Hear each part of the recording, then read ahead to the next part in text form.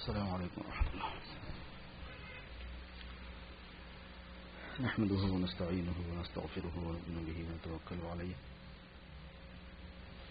ونعوذ بالله من شرور انفسنا ومن سیئات اعمالنا من يهده الله فلا مضل له ومن يضلل فلا هادي له واشهد ان لا اله الا الله وحده لا شريك له واشهد ان سيدنا ومولانا محمدا عبده ورسوله صلی اللہ تعالی علیہ وعلى آلہ واصحابہ وسلم تسلیما کثیرا کثیرا. اما بعد.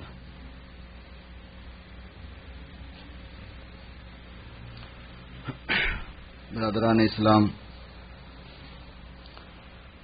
رمضان المبارک کی آمد ہے. اب تعالی شانہ ہم سب کے لیے اس کو مقدر فرمائے اور اس سے استفادہ مقدر فرمائے اور پوری امت مسلمہ کے لیے اس کو مبارک بنائے. آج رؤیت ہلال کی میٹنگ ہوگی، چونکہ آج 29 شعبان ہے تو 29 شعبان کو چاند دیکھا جاتا ہے. تو پھر اس کے بعد جیسے ڈیسائیڈ ہوگا بتا دیا جائے گا. عام طور پر پہلے دن اگر چاند نظر ادھر کے علاقوں میں نہ آئے تو دیر ہو جاتی ہے اطلاع ہونے تک، کیونکہ پھر کیلیفورنیا کا انتظار کرتے ہیں اور وہاں 2 گھنٹے کے بعد سورج غروب ہوتا ہے اور اس 2 گھنٹے کے بعد پھر ایک آدھا گھنٹہ پون گھنٹہ بعد مرتبہ ضرورت پڑتی ہے اس کو وہاں والوں کو ڈیسائیڈ کرنے میں، وہاں کے علماء کو. تو اس طرح اپنے یہاں تک 3 گھنٹے ہو جاتے ہیں. لوگ تشویش میں آ جاتے ہیں کہ تراویح پڑھنا ہے کہ نہیں پڑھنا ہے، کل روزہ ہے کہ نہیں روزہ ہے. اس کے کوئی علاج نہیں ہے. جب آپ کا ملک اتنا بڑا ہے تو پھر آپ کو تھوڑا انتظار کرنا پڑتا ہے. انڈیا پاکستان میں مسئلے نہیں ہیں، ویسے چھوٹے چھوٹے ملک ہیں، اپنے اپنے ملک کی سطح پر انتظام ہوتا ہے اس کا، اس لیے اطلاع ہو جاتی ہے. جو بھی ہو، جیسے آپ کو اطلاع ہوگی تو ہی رمضان شروع ہوگا، ورنہ اگر 29 رمضان کو چاند نہ ہو اور پھر کوئی آدمی ویسے ہی روزہ رکھ لے تو گناہ ہوتا ہے. تو اتنا ایزی مسئلہ بھی نہیں ہے کہ بھئی ارے ایسا بھی کر لو ایسا بھی کر لو. احتیاط سے ہی کرنے کا ہے کہ مشاہدہ ہو چاند کا تو روزہ رکھو ورنہ نہ رکھو. تو اس لیے تحقیق کر لی جاتی ہے. اور اب جو ہے وہ یہ جو ٹورانٹو کے ساتھ ٹورانٹو والے جو کیریبین علاقے جو ہے نا، کیا نام ہے اس کا؟ نہیں کیریبین کے کچھ علاقے ہیں، ان کو باربیڈوس کو بھی شامل کر لیا ہے. تو ہمارے اب جو ہے نا باربیڈوس بھی شامل ہی ہوگا، وہاں سے بھی اطلاع ملی جائے گی. تو لوگوں کا انداز یہ ہے کہ اس میں اب دیر نہیں ہوگی، چونکہ جلدی وہاں سے اطلاع آ جاتی ہے. وہاں کا مسئلہ جو ہے جلدی ہے. تھوڑا سا پیچھے کر لو، آواز آ رہی ہے.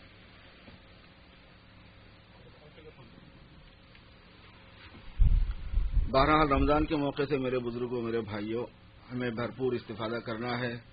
روزے کو اس کی حقیقت کے ساتھ انجام دینا کہ اس کی حقیقت تقوی، پرہیزگاری، اللہ تبارک و تعالیٰ کی رضا جوئی کا جذبہ اخلاص کے ساتھ. کیونکہ روزے میں ریاکاری نہیں ہو سکتی. روزہ ریا کے ساتھ نہیں ہوتا کبھی بھی. کیونکہ اگر کسی آدمی کو لوگوں کے سامنے دکھانا ہے روزہ کہ میں حقیقت میں تو نہیں ہوں لیکن ہوں، تو تنہائی میں کون اس کو مجبور کر رہا ہے؟ آدمی واش روم جاتا ہے منہ دھونے کے لیے تو وہاں کون دیکھ رہا ہے اس کو کہ وہ کیا کر رہا ہے؟ تو روزہ بغیر اخلاص کے نہیں ہوتا. آدمی اخلاص سے رکھ کے بعد میں ضائع کر دیتا ہے اس کو جتا کے لوگوں کے سامنے، وہ ایک الگ بات ہے. بغیر روزہ ہوتا ہے اخلاص سے. اس لیے حدیث شریف میں ہے کہ الصوم لی وانا اجزی بہ، روزہ میرے لیے ہوتا ہے اور میں اس کا بدلہ دوں گا. اور ایک روایت میں ہے کہ الصوم لی وانا اجزا بہ، روزہ میرے لیے ہوتا ہے، میں بدلے میں اس کو ملوں گا. کیونکہ اخلاص کے ساتھ جو عمل ہوتا ہے وہ بہت اہم ہوتا ہے. علماء فرماتے ہیں کہ بھائی روزہ جو ہے وہ ہوتا تو اخلاص ہی سے ہے. اس کے ساتھ ساتھ احتیاط جس چیز کی ہونی چاہیے وہ اوقات کی ہونی چاہیے. اس کے ساتھ ساتھ احتیاط جس چیز کی ہونی چاہیے وہ حلال کھانے کی ہونا چاہیے کہ افطار بھی حلال ہو، سحری بھی حلال ہو. اور حلال کمانے سے چیز حلال نہیں ہو جاتی. حلال کھانے میں بھی اہتمام ہی کرنا پڑتا ہے. حلال کمایا آپ نے، اب جو چاہے خرید کے کھا لیا تو حلال تھوڑی ہو جائے گا. حلال کمانا بھی ایک اہتمام چاہتا ہے، پھر حلال کھانا بھی ایک اہتمام چاہتا ہے. اور آج کل حلال کھانے میں اپنی احتیاط کے ساتھ ساتھ دوسرے اپنے ساتھیوں کے بارے میں جو کچھ طرز عمل ہے ان پر تنقید کیے بغیر خود کی احتیاط یہ بہت ضروری ہوتی ہے. دعوتوں میں افطار میں بلا لیں گے آپ کو، پارٹیاں ہوں گی. اب یہ ہے کہ سامنے والے پہ بے اعتمادی کا اظہار ہو کہ تم پکے مسلمان نہیں ہیں، تم احتیاط نہیں کرتے، مگر اتنا بھی اندھا اعتماد نہ ہو کہ تم تو چونکہ دینداری ہیں لہذا میرے پیٹ میں حلال جائے چاہے حرام جائے حلال ہی جائے گا. یہ تو کچھ اور نہیں ہے بات. انہوں نے اگر احتیاط نہیں کیے گوشت وغیرہ کے معاملے میں تو ان کے مسلمان ہونے سے آپ کے پیٹ میں تو حلال نہیں چلا جائے گا. نہ تو دوسرے پہ تنقید ہو، نہ بے اعتمادی کا اظہار ہو، اس کے بغیر اپنی ذات کے ساتھ احتیاط ہو جائے کہ پیٹ میں ہمارے حلال جائے. جو حکمت عملی آپ اختیار کریں. ہم لوگوں نے اپنے سرکل میں جو حکمت عملی بنائی ہوئی ہے کہ ہم بعض مخصوص دکانوں کے کھانے کے عادی ہیں، پتہ نہیں کیا بات ہے، لہٰذا اگر وہاں سے آپ کا لیا ہوا ہے تو کھاتے ہیں، ورنہ نہیں، وہ خطہ ختم. نہ دوسرے پہ کوئی فتویٰ اور نہ دوسرے کے اوپر کوئی الزام، نہ اس کے اوپر یہ کہ صاحب ہم آپ پہ بھروسہ نہیں کرتے. ہماری اپنی عادت ہے کہ ہم فلاں جگہ سے جہاں سرٹیفکیٹ ہے شریعہ بورڈ کا ہم وہاں سے لے لیتے کھا لیتے ہیں، بقیہ کہ ہمیں چونکہ اندازہ نہیں ہے اس واسطے ہم تھوڑا سا احتیاط کر لیتے ہیں. اس قسم کی کوئی بات بنائی جا سکتی ہو تو ضرور اچھا ہے. حرام سے اگر افطار کیا گیا یا سحری کی گئی تو پھر وہ روزہ حکم کے اعتبار سے تو ہو جاتا ہے، لیکن اللہ کے یہاں مقبول ہونے کے اعتبار سے نہیں ہوتا ہے. اور روزہ بھی حلال سے کیا گیا، افطار بھی یعنی کمایا بھی حلال سے، کھایا بھی حلال سے، اوقات کی بھی رعایت ہوئی. اوقات کی رعایت میں یہ ہے کہ روزے کا وقت ختم ہونے میں شروع ہونے میں نہیں ہے کوئی مسئلہ، لیکن ختم ہونے میں 15-20 منٹ کا ہے اختلاف. کچھ لوگوں کے نزدیک 15-20 منٹ پہلے روزے کا وقت ختم ہو جائے گا جو شریعہ بورڈ کا ٹائم آپ کو ملے گا اس میں، اور دوسرے جو ٹائمنگ ملیں گے شریعہ بورڈ کا، مسجد نور کا 18 ڈگری والوں کا جو ہے وہ آپ کو ٹائم ملے گا کہ وہ 15-20 منٹ پہلے ختم ہوگا، اور جو 12 ڈگری والے 9 ڈگری والے ہیں ان کا 12 والا کا تو 20 منٹ آدھے گھنٹے تک جائے گا، 9 والوں کا تو اور زیادہ بھی جائے گا. تو وہ جو ہے 15-20 منٹ کا یہ رسکی اس معنی میں ہے کہ اگر صبح ہو گئی ہے تو روزہ نہیں ہوگا پھر آپ کا. اب آپ پر ہے کہ 20 منٹ کے واسطے آپ روزے کو آپ رسک میں ڈالنا چاہتے ہیں کہ نہیں ڈالنا چاہتے. عقل مندی تو نہیں معلوم ہوتی کہ 20 منٹ کے واسطے آدمی کے روزے کو خطرے میں ڈال دیں. ٹھیک ہے 15-20 منٹ پہلے ختم کر.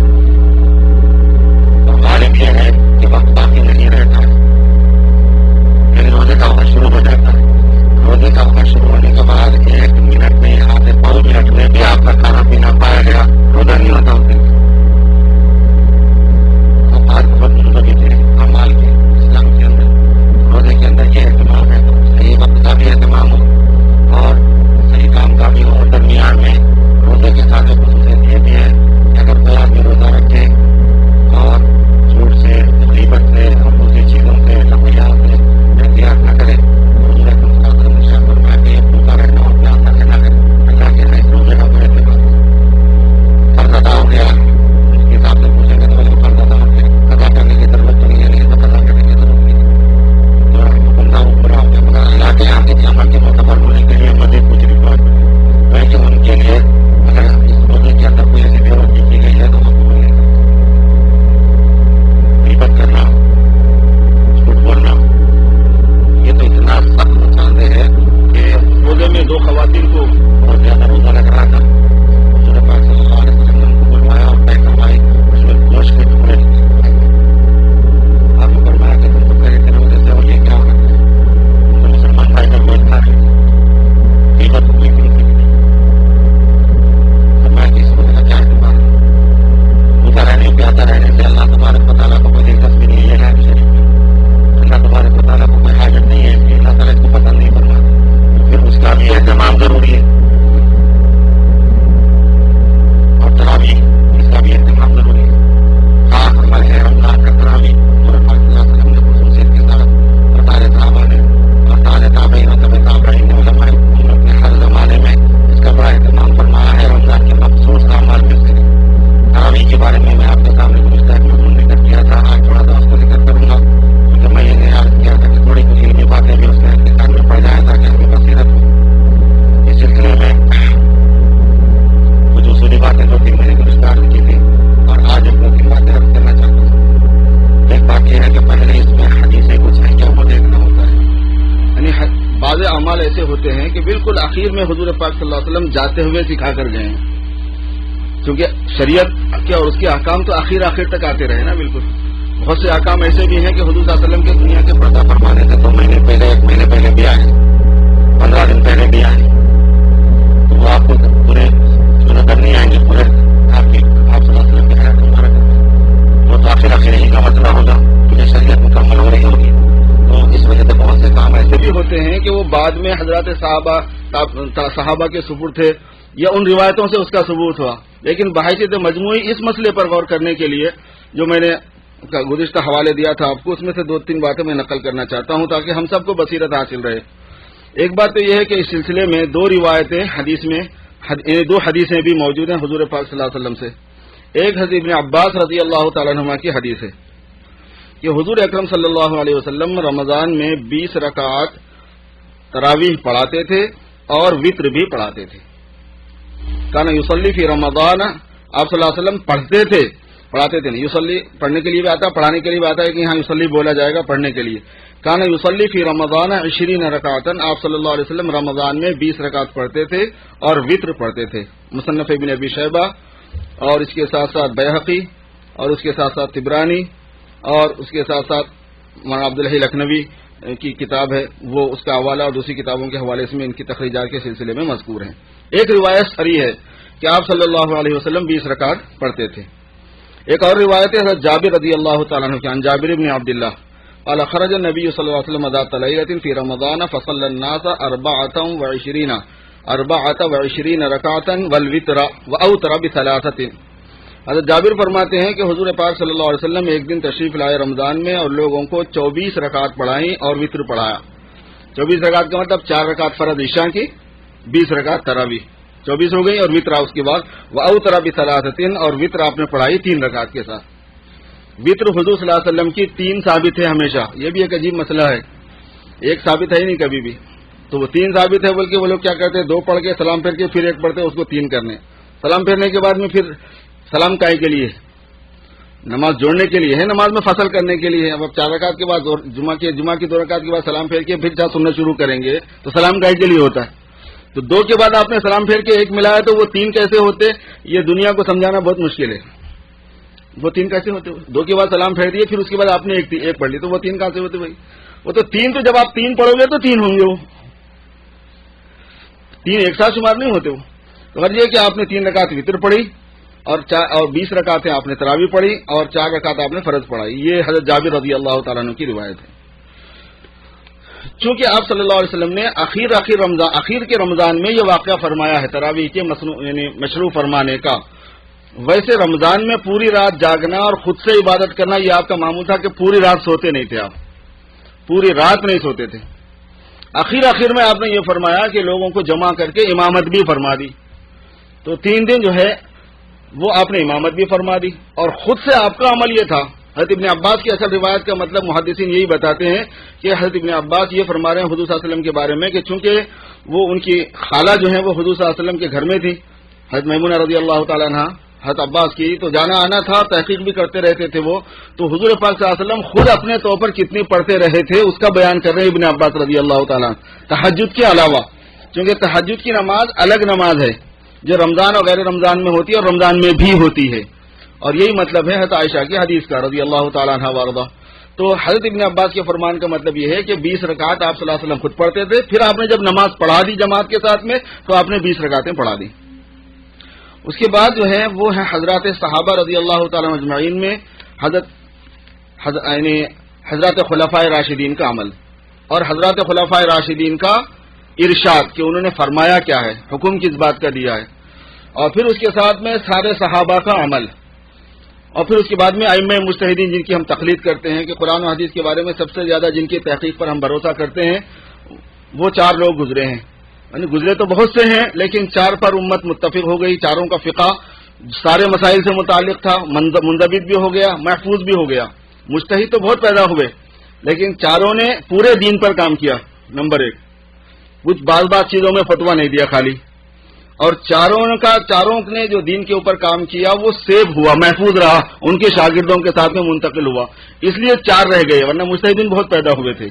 اور اسی کو امت نے قبول کیا اور 1400 سال پورے امت اس پر متفق رہی. 4 سے کسی کے 5 کو نہیں بنایا، سب ان پہ بھروسہ کرتے رہے. تو ائمہ مجتہدین کا فتویٰ کیا ہے، ان کا عمل کیا رہا ہے، تو خلفائے راشدین اور صحابہ اور تابعین میں اکابرین تابعین مجتہدین، ان کے اندر پھر ائمہ اربعہ، پھر اس کے بعد میں ہمیشہ ہمیشہ جو امت عمل کرتی رہی ہے صدیوں سالوں کے اندر، وہ چیز ہے۔ ان چیزوں کا جائزہ لینے کے سلسلے میں تفصیل میں تو بہرحال میں نہیں جا سکتا، مگر کچھ دو تین باتیں تاکہ ہمارے ذہن میں رہے میں عرض کرنا چاہتا ہوں۔ ایک تو یہ ہے کہ حضرت عمر رضی اللہ تعالی عنہ اس کا حکم فرماتے تھے کہ وہ 20 رکعتیں پڑھو، اور حضرت یزید بن خصیفہ کی روایت جو صاحب ابن یزید سے ہے اس میں بھی یہی ہے کہ حضرت عمر یہ بھی خود بھی حکم فرماتے تھے، یعنی خود یہ تو سب کے نزدیک جانا پہچانا ہے کہ آپ نے جمع فرمایا ہے سب کو، لیکن یہ کہ بحیثیت خلیفہ راشد کے حکم کیا دیا تھا، تو خلیفہ راشد ہونے کی حیثیت سے حکم بھی آپ نے 20 کا دیا تھا۔ اور وہ جو حضرت ابی بن کعب والی روایت ہے کہ حضرت عمر نے جمع فرما دیا، تو ابی بن کعب اور دوسرے قراء مسجد نبوی میں جو الگ الگ پڑھتے تھے گروپ بنا کے چھوٹے چھوٹے، حضرت عمر نے سب کو جمع فرما دیا تھا کہ یہ سب سے بڑے قاری ہیں، حضرت ابی سب سے بڑے قاری ہیں، اقرؤہم ابی، تو ان کے اوپر حضرت عمر نے جمع فرما دیا تھا۔ بقیہ پورے صحابہ حضرت عمر کے جمع فرمانے پر متفق تو تھے ہی تھے، اور حکم بھی حضرت عمر رضی اللہ تعالیٰ عنہ کا وہ 20 رکعت ہی کا تھا۔ یہ روایت ایک اس میں سے بخاری میں ہے اور ایک اس میں سے ابو داؤد میں ہے۔ حضرت عثمان رضی اللہ تعالیٰ عنہ کے زمانے کے سلسلے میں حضرت صاحب بن یزید کی ایک روایت ہے کہ لوگ جو ہے 20 رکعت پڑھتے تھے، اور طول قیام کی وجہ سے لاٹھیوں پر ان کو سہارا لینا، لاٹھیوں کے سہارے کھڑے ہو جاتے تھے، یعنی جو وہ دیوار ہو جاتی ہے، لکڑی ہوتی ہے، اس کا سہارا ان کو لے لینا پڑتا تھا، کیونکہ عام طور پر بزرگ فجر کے یعنی شہر کا وقت ختم ہونے کے قریب تک چلی جاتی تھی یہ تراویح ان کے اس زمانے میں۔ حضرت علی رضی اللہ تعالیٰ عنہ کے بارے میں یہ ہے کہ حضرت علی رضی اللہ تعالیٰ عنہ نے قراء کو بلایا اور ان کو حکم دیا کہ وہ نماز پڑھائیں لوگوں کو 20 رکعت۔ تو حضرت علی نے اپنے خلافت راشدہ کے زمانے میں جس کا حکم چلایا باضابطہ بائی آرڈر، وہ بھی 20 رکعتوں کا تھا۔ وکان علی یؤتر بہم، اور علی رضی اللہ تعالیٰ عنہ جس جگہ نماز پڑھتے تھے اس میں وطر آپ پڑھاتے تھے، یعنی راوی یہ بیان کر رہے ہیں کہ حضرت علی رضی اللہ تعالیٰ عنہ وطر پڑھاتے تھے اور حکم دیتے تھے 20 رکعت کے پڑھنے کا۔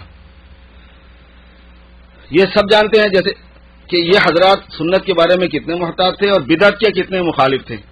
حضرت علی رضی اللہ تعالیٰ عنہ نے بدعت کے سلسلے میں فرمایا کہ جس نے بدعت ایجاد کی نہ اس کا فرض قبول ہوتا ہے نہ اس کا نفل قبول ہوتا ہے، اور پھر یہ حکم دے رہے ہیں۔ اگر بدعت ہو تو کیسے حکم دے سکتے صحابی؟ یہ نامناسب ہو تو کیسے حکم دے سکتے؟ جب تک حضور سے ثابت نہ ہو کیسے حکم دے سکتے ہیں؟ ایک آدمی نے حضرت علی رضی اللہ تعالیٰ عنہ کے زمانے میں عشاء کی نماز کے اذان کے بعد میں تصویب کر دی۔ اذان ہو جانے کے بعد میں کھڑکی میں منہ ڈال کے حی علی الصلاۃ، نماز کو آ جاؤ، نماز کا وقت ہو گیا، ایسا پکارا، اس کو تصویب کہتے ہیں۔ اذان دینے کے بعد میں پھر بلانا، بعض جگہوں پہ آپ کو رواج ملے گا، ہمارے حیدرآباد میں بھی بڑا تماشا چلتا رہتا ہے، فجر کی اذان ہو گئی اس کے بعد میں وہ بم پٹارا آدھے گھنٹے تک 45 منٹ تک دیکھنے کا رہتا ہے، پکارتے رہتا آ جاؤ نماز کو آ جاؤ، نماز فرض ہے، اٹھو بھائیو اٹھو، 20 منٹ رہ گئے، 15 منٹ، چلاتا ہی رہتا ہے غریب۔ یہ تصویب ہے۔ یہ اگر یہ لوگوں کے نزدیک مشہور ہو جائے نا تو اذان کی اہمیت ختم ہو جاتی ہے، کیونکہ معلوم ہے کہ اس کے بعد بڈھا پکارنے والا ہے 20 منٹ اور، تو پھر وہ اذان کس مقصد کے لیے رہتی نہیں۔ وہ ہمارے پاس مدرسے میں بچوں کی جو بورڈنگ تھی اس میں اذان کے بعد بچوں کو اٹھانے کی ذمہ داری تھی، تو بچے ایک مرتبہ اٹھانے سے نہیں اٹھے تھے تو 2 مرتبہ اٹھانے کا کام لگا دیا، دو آدمیوں کو لگایا کہ اس کو اٹھانا ہے، آپ اٹھانے کے بعد آپ اٹھانا۔ وہاں حیدرآباد کی بات سنا رہا ہوں میں آپ کو۔ تو اذان ہو جاتی تھی، کوئی بچہ نہیں اٹھتا تھا، ایک مرتبہ آ کے اٹھاتے تھے، کوئی نہیں اٹھتا تھا۔ کیوں بھائی؟ تو وہ دوسرے مرتبہ بھی نہیں آئے، کیونکہ سب کو پتا تھا کہ دوسرا بھی آنے والا ہے اٹھانے کے لیے، مدرسے کی طرف سے یہ طے ہوا ہے کہ تو اس کو کہتے ہیں کہ پہلے کام کو بے مقصد کر دینا۔ مسجد میں جو جماعت ثانیہ نہیں ہے اس کی وجہ بھی یہی ہے۔ مسجد میں جماعت ثانیہ جو مکروہ تحریمی ہے فقہاء احناف کے پاس، اس کی بنیاد یہ ہے کہ پہلی جماعت بے مقصد ہو کے رہ جاتی ہے، اس کی اہمیت ختم ہو جاتی ہے۔ ارے اپن جا کے خود کر لیں گے، کھانا کھاتے ہوئے اپن جا کے خود کر لیں گے، تو وہ جو حضور نے جماعت کی اہمیت بتائی اس کا کوئی بنیادی باقی نہیں رہتی، پھر وہ بیکار ہو کے رہ جاتی ہے۔ اسی لیے فقہاء احناف نے اس پر سختی سے نوٹس دیا، وہ منع کرتے ہیں سختی کے ساتھ میں۔ تصویب کی ایک آدمی نے عشاء کی اذان کے بعد، مطلب یہ ہے کہ لوگوں کو کہا کہ بھائی اذان ہو گئی، آ جاؤ جلدی سے نماز۔ حضرت علی نے اس کو مسجد سے نکلوا دیا کہ یہ بدعت ہے۔ تصویب پر بدعت ہونے کا حکم لگا کے اس کو مسجد سے لگا دیا کہ حضور کے زمانے میں ہم نے کبھی کسی کو ایسا کرتے ہوئے نہیں دیکھا، لہٰذا یہ کیا حرکت ہو رہی ہے؟ تو جو حضرات جس چیز کا فتویٰ دے رہے ہیں ان کا مسلک، ان کا ذہن کیا ہے وہ بھی معلوم ہو جانا ہے۔ تو حضرت علی رضی اللہ تعالیٰ عنہ حکم اسی بات کا دیتے تھے، حضرت عثمان اسی بات کا حکم دیتے تھے، حضرت عمر اسی بات کا حکم دیتے تھے، اور یہ سب پھر عمل بھی اسی پر کرتے تھے۔ ایک ہے حکم دے دینا، ایک ہے خود 8 رکعت پڑھ کے نکل جانا، ویسا بھی نہیں ہوتا تھا، خود اسی پر عمل کرتے تھے. اور حضرات صحابہ رضی اللہ تعالیٰ عنہم اجمعین پورے کے پورے وہ سب ایسے تھے کہ وہ سنت کے معاملے میں کسی چیز کو ترجیح نہیں دیتے تھے. اگر کوئی سنت کے علاوہ چیز ان کے سامنے آتی تو کبھی بھی ان کے نزدیک وہ چیز مقبول نہ ہوتی. سارے صحابہ نے بالاتفاق اس کے مطابق عمل کیا ہے، تو یہی چیز ان کے پاس جانی ہوئی تھی. حدیث کے اصولوں میں سے ایک اصول یہ بھی ہے کہ جو بات عقل سے طے کرنے والی نہ ہو بلکہ سن کر طے کی جانے والی ہو، صحابی سے اگر وہ ثابت ہو وہ حدیث مرفوع کے حکم میں ہوتی ہے، حدیث کے حکم میں ہوتی ہے. کیونکہ صحابہ کے بارے میں عدول ہونے کا حضور صلی اللہ علیہ وسلم نے فتویٰ دیا ہے کہ صحابہ سب میرے عادل قابل اعتبار ہیں. عقل سے تعلق نہیں ہے. تعداد رکعات اس کا تعلق عقل سے نہیں ہے کہ آپ اپنی طرف سے تعداد مقرر کریں. شریعت کے اندر ابھی جمعہ کے اندر 2 کیسے پڑھنا، ظہر میں جو ہے 4 کیسے پڑھنا، عصر میں 4 کیسے، مغرب میں 3 کیسے، اس کا تعلق عقل سے نہیں ہوتا. یہ چیز نقل سے تعلق رکھتی ہے کہ کیا بولا گیا ہے اس میں. فجر میں 2 کیسے ہونا، وتر میں 3 کیسے ہونا. تو تعداد رکعات اس کا تعلق عقل سے نہیں ہے کہ عقل سے متعین کیا جائے، نقلیات سے تعلق ہے اس کا. اگر کوئی ثابت ہی نہیں ہوتی نہ بات، تب بھی حضور پاک صلی اللہ علیہ وسلم سے ثابت ہوئے بغیر صحابہ کچھ نہیں کرتے تھے، کیونکہ یہ ایک مستقل اصول ہے باضابطہ کہ وہ چیزیں جن کا تعلق نقل سے ہے، اگر صحابی سے کوئی فتویٰ ایسا کوئی اثر اس کا ملے تو وہ خود حدیث ہوگی. تو عہد عمر رضی اللہ تعالیٰ عنہ میں سب کو جمع کر لیا گیا ہے. تھا تو رواج پہلے سے، حضور پاک صلی اللہ علیہ وسلم سے یہی بات جانی گئی تھی، صحابہ ایسے ہی کرتے تھے، لیکن سب کو جمع کر لیا گیا کہ سب کو جمع کر یہ کیا گیا. حضرت عمر کی سنت نہیں تھی یہ، بلکہ پورے صحابہ رضی اللہ تعالیٰ اجمعین کا اتفاق تھا. حضور پاک صلی اللہ علیہ وسلم کی اس سنت پر اجتماعی تعمیز ہو گئی یہ قاعدہ. اللہ تعالی ہم سب کو صحیح چیز پر عمل کرنے کی توفیق عطا فرمائے. جنہوں نے سنتیں نہیں پڑھی ہیں وہ سنتیں پڑھ لیں.